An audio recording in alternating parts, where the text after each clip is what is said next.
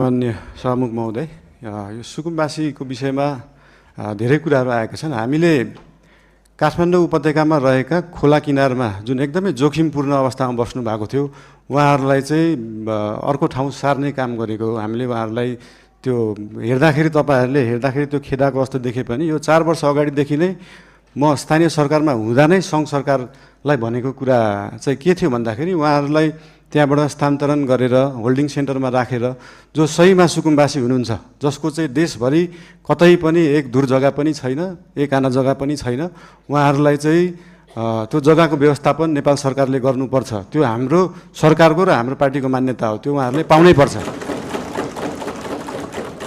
तर काठमाडौँ उपत्यकामा बसेकालाई किन एकदम प्रायोरिटी दिएर हटाइयो भन्दाखेरि विगतका धेरै वर्षहरूमा बाढी आउँदाखेरि उहाँहरूको घर डुबानमा पर्ने र उहाँहरूको स्वास्थ्य अवस्था पनि एकदमै नाजुक थियो। उहाँहरूको सेनिटरी अवस्था, उहाँहरूको त्यो वासरुम टोइलेटको व्यवस्था, त्यसको निकासा सिधै खोलामा थियो र उहाँहरूबाटै निस्केको त्यो फोहोरको दुर्गन्धले फेरि उहाँहरू नै बिरामी परिराख्नु भएको थियो।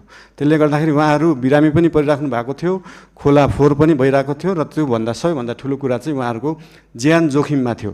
उहाँहरूको ज्यान जोखिमबाट जोगाउने काम गरेको हो नेपाल सरकारले।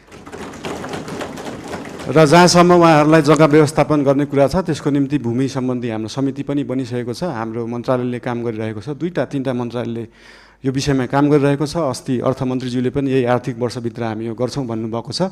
यसको लागि जति समय लाग्छ त्यति समय लाग्छ, हतार गरेर हुँदैन। यो चिजलाई चाहिँ जति समय लाग्छ, 35 वर्षमा नभएको चिज 35 मिनटमै नखोजौँ, त्यसलाई अलिअलि केही समय लाग्छ।